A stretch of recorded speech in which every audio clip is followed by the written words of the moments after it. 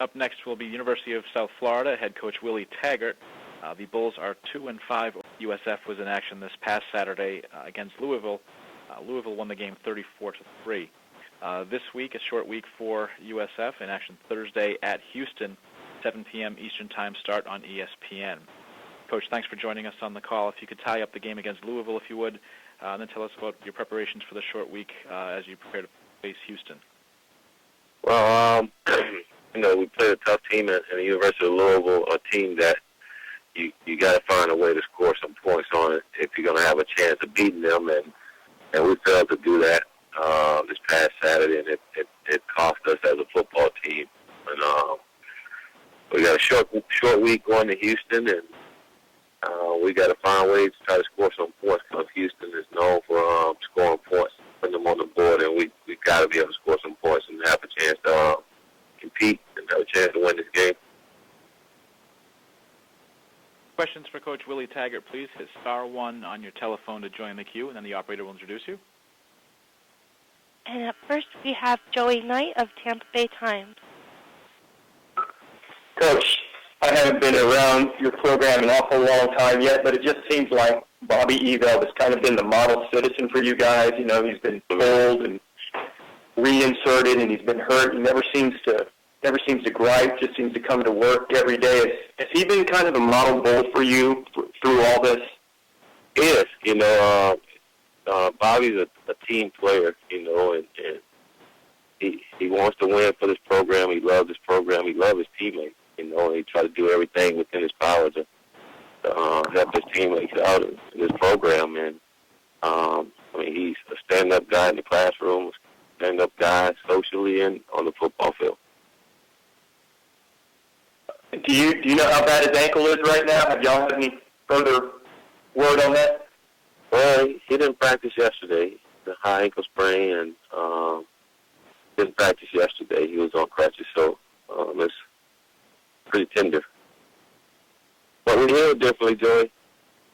I know that.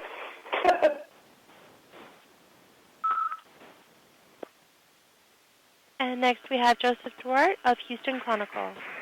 Good morning, Coach. Good morning.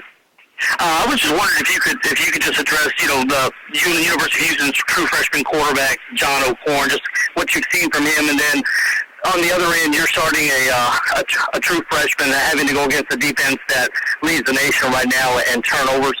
Takeaways.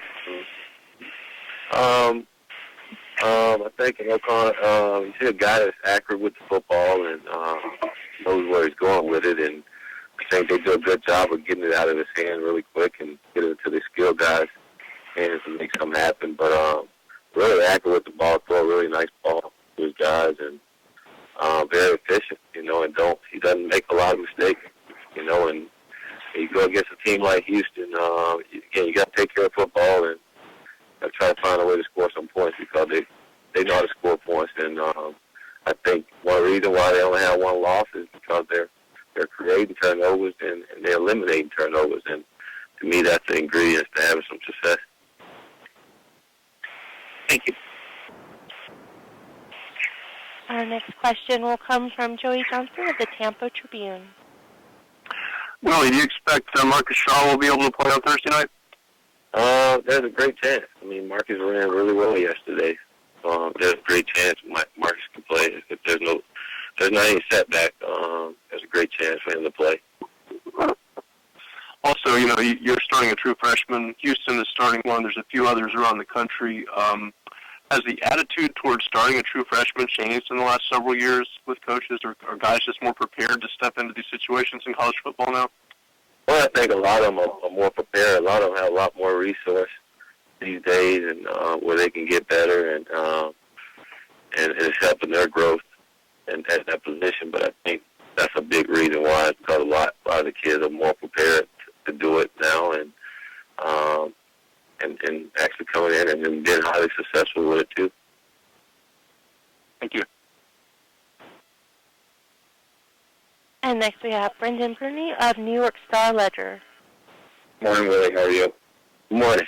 Well, I'm just wondering, in your time, as a quarterback, as a coach, as a head coach, have coaches become, has the trigger to pull on the starting quarterback to put in the backup, has that shortened over your time? Do coaches now have to be more willing to just say, if it's not working as a starter, we've got to try another option? I think coaches got to find answers. If you don't have those answers, you got to find a way. It's only fair to your football team. And I think a lot goes into making changes within your football team. It's not always the quarterback's fault that things don't go well. But you got to look at a lot of different things. If he's getting you in the right offense, if he's starting on time, if he's making the right reads, or if there's receivers not running the right route, or we're not protecting for them. A lot of those things come into play. I know for us, rather not that if we pull a guy and go to the next guy.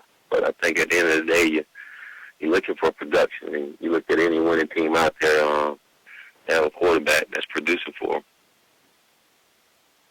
Thanks, Willie. Mm-hmm. And next we have Joey Knight, Tampa Bay Times. Coach, this really seems like a tough week to be giving a freshman quarterback his first start. Short week, you're going on the road against a very quality opponent. Can you just talk about that and the challenges for both you and your staff and Mike? Oh, it's been a challenge for us throughout this entire year. So I don't think just by going on the road, being a short week, it's going to be that much more of a challenge. We're trying to find some offense, and we're trying to find a way to spark it, and hopefully Mike can help us with that. We feel like we can't go nowhere but up offensively, and we got to be smart. But everyone's got to step up, not just Mike. Everyone's got to step up and make sure that Mike is successful in this football game.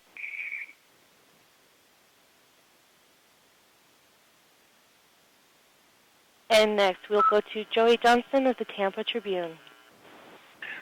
Well, after the Louisville game, when you mentioned you were, continuing to seek playmakers and a way to generate the offense, you mentioned nothing was off the board, including maybe having some guys look at playing both ways. Is that something, in fact, you're exploring? Could you do that as early as Thursday?